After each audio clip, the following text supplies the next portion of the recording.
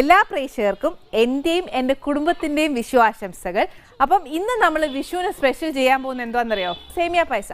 ആദ്യം എടുക്കേണ്ടത് കുറച്ച് പാലാ വേണ്ടിയേ, കുറച്ച് വറുത്ത വെർമിസിലിയായത്, ഇച്ചിരി പഞ്ചസാര, കുറച്ച് കണ്ടൻസ് മിൽക്കാ വേണ്ടിയേ, കുറച്ച് നെയ്യ്, അണ്ടിപ്പരിപ്പ്, മുന്തിരിങ്ങ, ഏലക്കാപ്പൊടി, ഒരു 1/4 കിലോ പാൽപ്പൊടിയും കൂടെ ഉരുളി കത്തിച്ചേച്ച് ഇതിനകത്തോട്ട് നമുക്ക് ഈ പാലൊഴിക്കും.